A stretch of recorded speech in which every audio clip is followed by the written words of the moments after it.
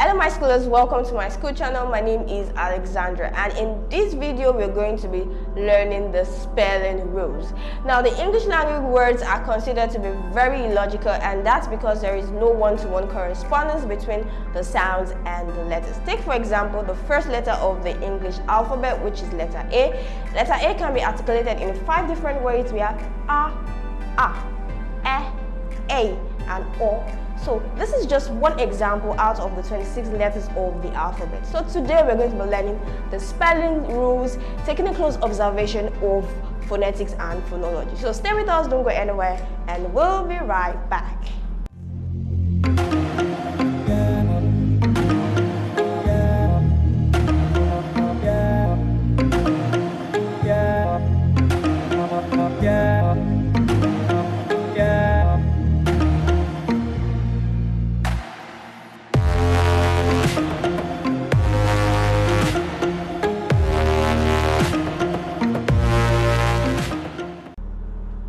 Welcome back to my school channel. So we are going to be discussing the spelling rules, and I have outlined 8 spelling rules for today's lesson. Okay, so the first, second, and third rules is basically connected because it has to do with part of a word, but we're going to be looking at all 8 of them.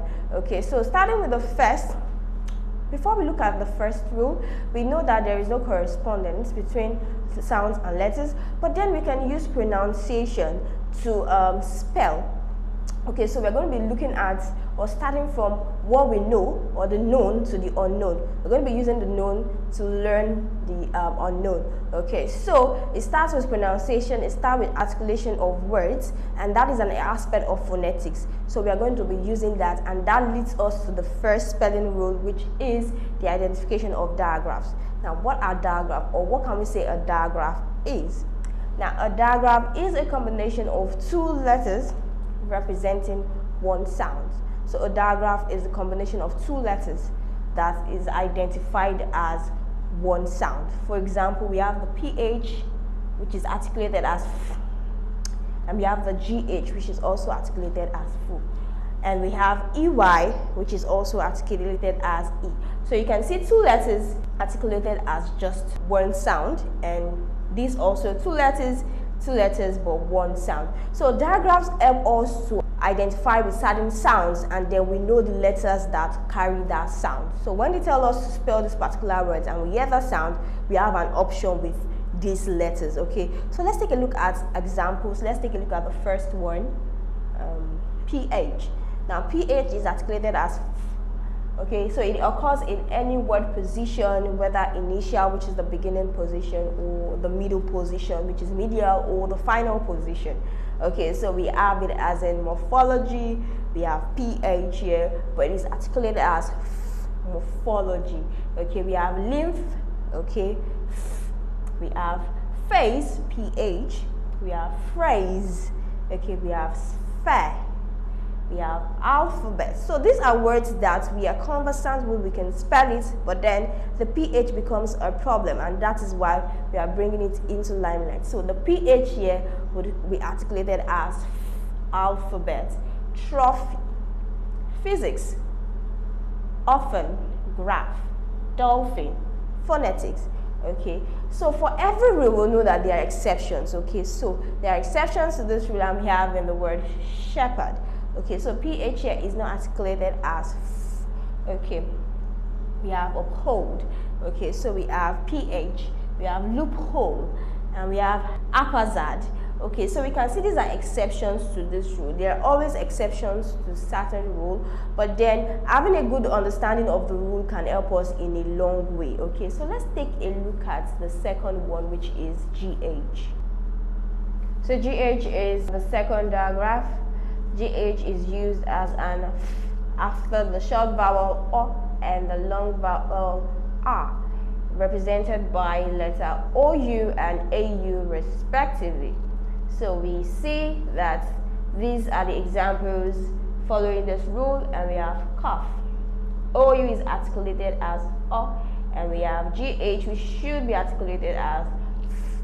So cough, we know that it should be spelled C-O-U-G-H, okay? Tough, rough, and draft. Okay, so this is draft.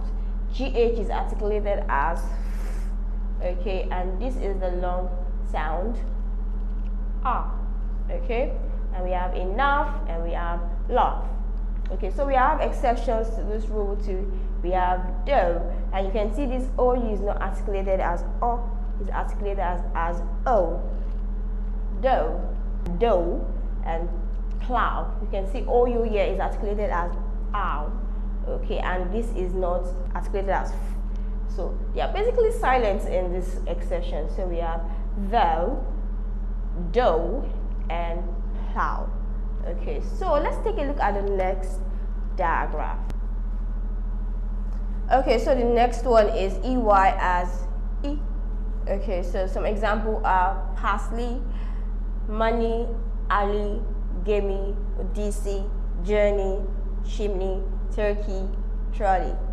Okay, so we can see that the last two letters, EY, is articulated as the short E sound. So we have an exception to this rule. So a lot of people consider this as an exception, EY as in A. Okay, so we see A is not the same with this. Okay, so this is a mode of tongue and this is a diphthong. And we have EY articulated as pray, obey, A. Okay, so I want you to take note of this exception because it is arguable, and the fact is A is also a diphthong. Okay, this is a diphthong, and a digraph is two letters making a sound. Okay, EY making a sound, and this sound is a diphthong. A diphthong is a combination of two sounds coming together as one sound. So that is why this exception is arguable, because this diphthong is considered to be a sound, a particular sound. Okay, so let's take a look at the next rule. Okay, the next spelling rule is chunks in word. Chunks in word. Now, like I mentioned when I started this video, I said the first, second, and third rule are similar because they have to do with part of words. Okay, so chunks are more than one letters placed together that normally make the same sound. So while we think of diagraph as two letters, this can be two or more. Okay, so just group of letters that are placed together but make a particular sound, a common sound or a familiar sound. Okay, so chunks are more than one letter placed together that normally make the same sound. So the same sound, you're familiar with the sound. Okay, so let's take a look at examples. So we have QA. So it is common for us to see QA as in qua. Okay, qua. So we have quarter, we have quaver, we have queen, question, quest, quiz, quarantine, que, quote, quake, quick, quasi. Okay, so we can see okay, resonating as we call these words, as we pronounce these words. So this is a good start. So whenever you hear, you know that I should begin with QU and the rest follows. So this is a good spelling rule. Okay, let's take a look at the next chunk. So we have PSY. So we see that this three letters. This involves three letters, as in psi. Okay, psi. So it can occur at the initial position, as in psychic, psychology, psychopath, psychiatric. Okay, so we have psi, PSY, psi. Okay, but then you can have it at the final position, but in this case, psi as in C. Okay, final position, as in epilepsy, autopsy, dropsy, gypsy, tipsy. Okay, autopsy again. Okay, so this is a very good rule too. So at the beginning, at the initial position, we know it is psi. So when we hear psi, psychology spells psychology, we quickly pick our pen and write PSY. Okay, and at the end of the word, we have it as C. Okay, epilepsy. Okay, autopsy. So we have it as C at the end of the word, or the final position of the word. Now let's take a look at other examples of chunks. We have ATE as an 8. Okay, ATE as an 8. Okay, this often precedes consonant sounds and are the final position. So we have delicate, facilitate. So we can see the consonants, okay, educate. It comes before a consonant sound also. We have mate before a consonant sound, fate before a consonant sound. Date, bait, elucidate. So they all come before a consonant sound. So we have it 8. Okay, so let's take a look at other examples briefly.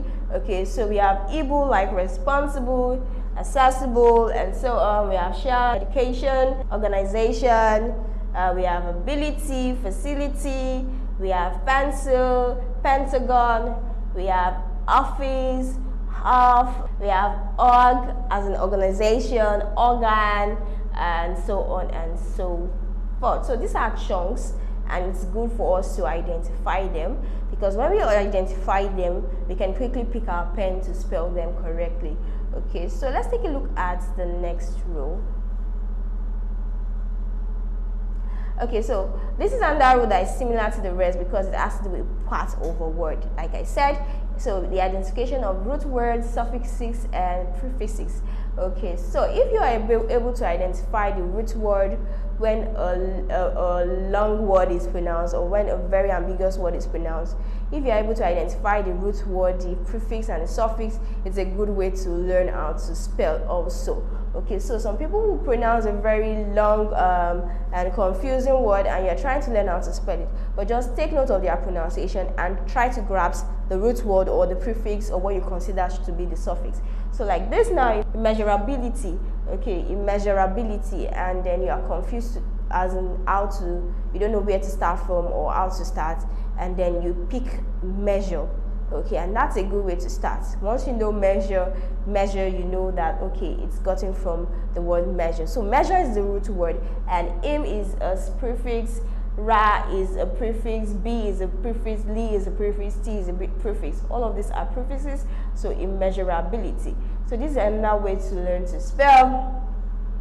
So the next one is humidification. Okay, so we know that the word is gotten from humid.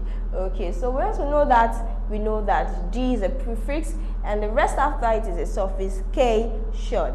Okay, so we can see the way I'm breaking the words, and this will help you to learn to spell. So we have oversimplification. So the word is gotten from simple, and then it gives us an insight as to where to start from. So we have over, which could actually stand as a root word, but in this case it is functioning as a prefix, and then we have k, and then we have shun.